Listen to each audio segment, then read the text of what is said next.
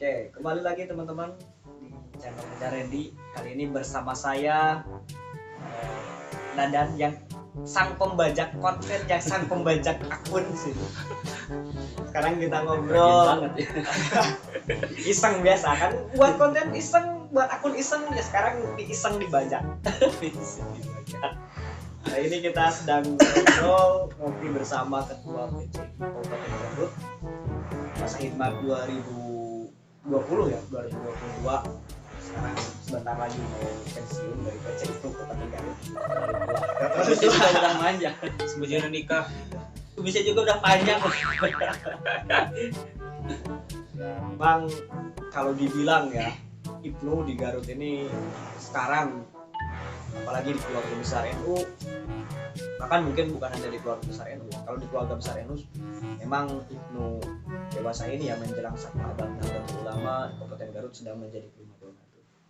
Ini luar biasa sekali ya, Sangat luar biasa. biasa gitu. Meskipun keadaannya ketumnya begini saja gitu. Tapi capaian Ibnu-nya lumayan loh.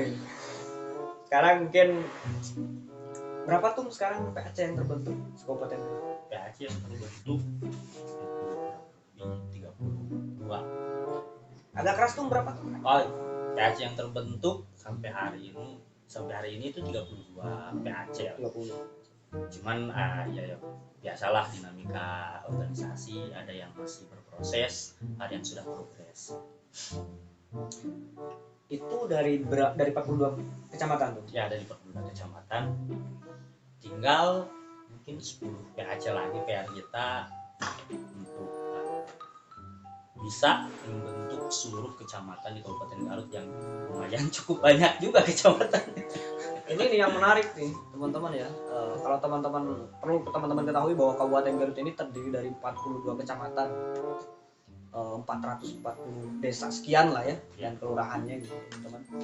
Dengan letak geografis yang cukup unik, cukup luas, dan kita tahu bahwa jarak dari ujung utara ke ujung selatan itu bisa makan waktu 1 hari 1 malam.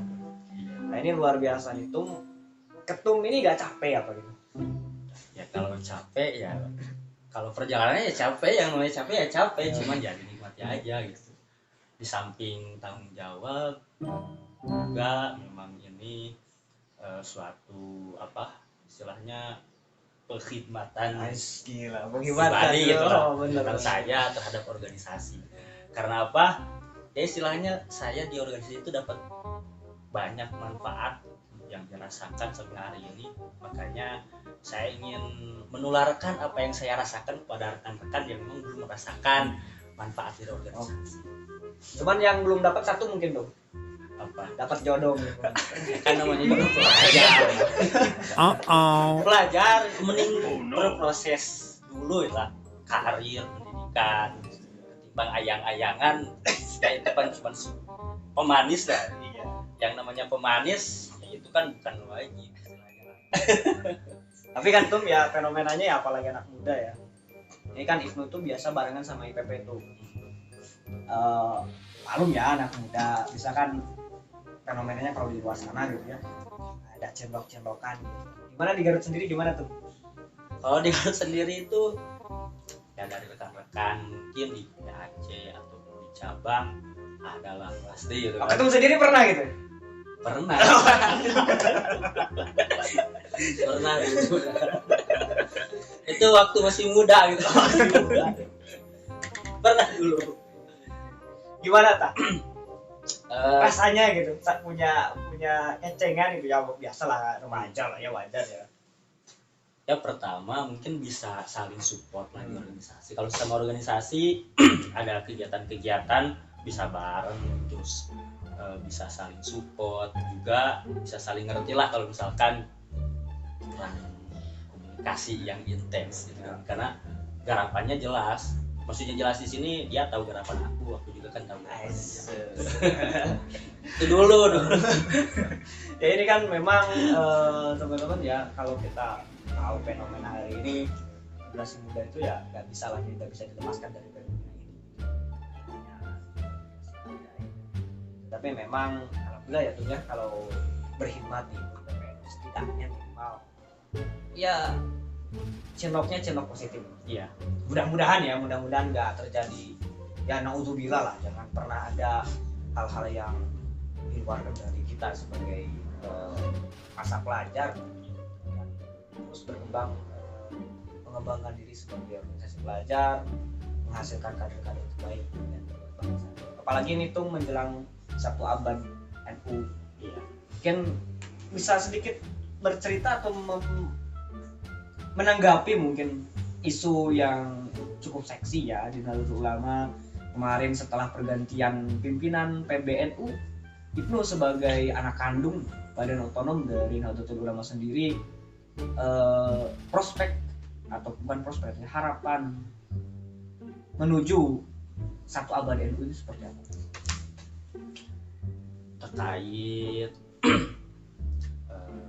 menuju 1 Abad NU, harapan dari generasi muda NU ke depan, ya mungkin yang pertama itu yang menjadi tonggak atau ujung tombak generasi Nahdlatul Ulama mungkin Ibnu dan UPN, karena memang yang pertama mengenalkan organisasi pada tunas baik itu tunas bangsa atau tunas besar Ulama itu kan cuma Ibnu dan UPN.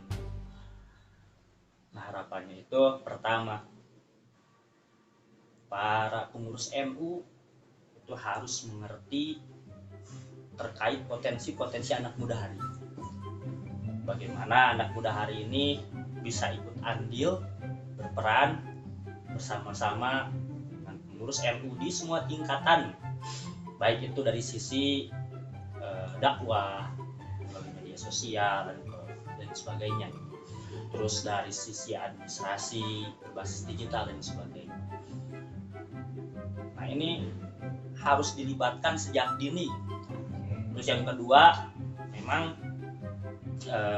yang namanya anak muda itu masih perlu bimbingan, support dan sebagainya. Harapan ini para pengurus NU ini lebih lagi memperhatikan progresivitas para pengurus Ibnu dan UPN gitu. Harus all out, mendukung penuh gitu. Bukan hanya sebatas memfasilitasi, tapi mendukung penuh baik moral maupun material. Insya Allah kan kalau dukungan dari para kesepuhan, baik dari doa dan sebagainya, kami di tingkatan pengurus Ibnu dan UPN, baik dari tingkatan cabang sampai tingkatan pengurus komisariat, jika diberi ruang yang lebih bebas untuk mengaktualisasikan apa yang sudah kita gagas bersama-sama, insya Allah gitu, khususnya Garut yang ke depan akan lebih progres dan mudah-mudahan lebih cerah itu.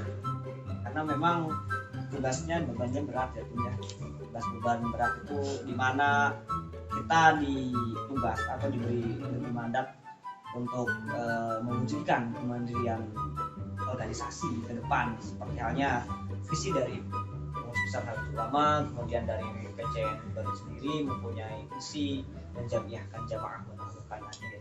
Sebetulnya dua konsep atau dua visi ini dua hal yang saling berkesinambungan gitu. Memang Ibnu ini punya tanggung jawab moral yang cukup luar biasa ya dari PP ini. Iyalah, mudah-mudahan nggak banyak cinloknya gitu tuh, tapi banyak progresnya gitu. Iya, cinlok nggak apa-apa gitu kan. Saya juga secara pribadi tidak melarang. Sempat dulu ada gagasan dari rekan-rekan di PAC. Ini bagaimana kalau kita buat aturan di PNU jangan ada yang sampai pacaran, kalau ada yang pacaran harus dikeluarin. Ya, saya rasa itu istilahnya apa ya? Menyalahi kodrat gitu.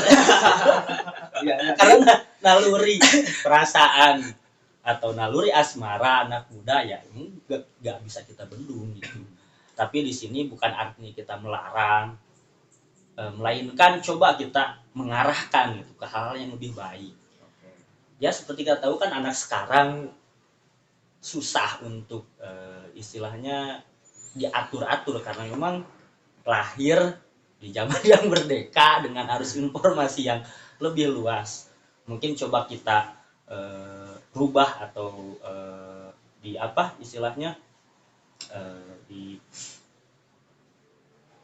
jangan dirubah pola untuk mendidik anak-anak hari ini, bukan sebatas atau bukan dengan melarang punishment yang lebih banyak atau menanyakan komitmen kembali dan sebagainya, tapi kita rubah dengan bagaimana kita mengapresiasi apa yang sudah mereka kerjakan, terus bisa menyalurkan apa yang menjadi kreativitas mereka gitu, sesuai dengan minat dan bakat mereka. sesuai dengan minat bakatnya, istilahnya kita arahkan lah. Ada yang istilahnya cinlok lagi, kita beri pemahaman bahwa coba cinlok ini arahkan ke hal yang lebih bagus gitu. Kalau dilarang ya mungkin itu menyalahi kodrat. Bisa dikatakan seperti itu. Okay. Memang agak berat ya tuh ya. Dan juga teman-teman, ini ketum sepakat gak sih bahwa nikah muda itu bukan solusi? Nikah muda Kan biasanya ada organisasi sebelah yang bilang daripada pacaran mending nikah, kan begitu kan ya. Ini kan juga fenomena yang cukup debatable ya, cukup melahirkan kontroversi di kalangan kita ya, di kalangan ulama-ulama perempuan, di kalangan ulama-ulama laki-laki pun sama gitu. Di kalangan pemerintah sendiri kan dengan undang-undang pernikahan yang hari ini kan perempuan juga 19 tahun ya. Ketum sepakat gak sih bahwa nikah muda itu gak solusi? Secara pribadi nih ya, bukan kajian ya secara pribadi lah. Ini bukan atas nama PCNU lah, bukan atas nama PCNU, tapi atas nama Muhammad Arif Bahaudin. Iyalah. Itulah kajian pribadi ya. Kajian pribadi. Menurut saya ya memang nikah muda itu bukan menjadi solusi, soalnya kan di sini arus informasi terus teknologi yang begitu pesat sehingga mendorong masyarakat untuk lebih lagi meningkatkan potensinya, meningkatkan skillnya, karena hari ini kita bertarung bukan hanya dengan manusia lagi tapi dengan sistem dan juga robot gitu. Betul. Nah, saya setiap saya instruksikan atau saya suka beri paham kepada rekan-rekan, baik itu di kepengurusan IPNU atau misalkan di sekolah-sekolah dan sebagainya, kepada para pelajar, coba kalian itu terus diasah kemampuannya. Harapan juga setelah di sekolah harus ada pendidikan lanjutan yang ditempuh gitu. Karena hari ini bukan berbicara masalah sudah beres sekolah, nggak ada lagi kerjaan, nikah buat perempuan, solusi supaya nantinya ditanggung sama suaminya. Syukur-syukur kalau suaminya sehat walafiat sampai masa tua. Kalau enggak gimana? Ya? Oke, memang tuh kalau enggak misalkan gini, suaminya itu ya oke lah nikah muda, terus beban tanggungan si perempuan ini ditanggung oleh suaminya. Jangka 2 tahun suaminya ini ada penyakit misalkan lumpuh dan sebagainya. Bagaimana ya? Menghidupi keluarganya, otomatis kan beralih beban tanggung jawab keluarga ini kepada perempuan untuk mencari nafkah. Sedangkan perempuan yang memang nikahnya muda, kurang skillnya kurang dan sebagainya, paling ya menjadi pembantu rumah tangga dan sebagainya. Ini bukan artian hina ya, tetapi kan realita hidup yang memang ya istilahnya yang namanya pembantu rumah tangga ini kan yang pertama beban ganda, di samping dia harus rumah tangga sendiri juga rumah tangga orang lain untuk mencari nafkah. Itu kan yalah bukan solusi rumah tangga yang istilahnya mendorong kepada kebahagiaan yang kurang, istilahnya beban-beban yang memang sedikit lah.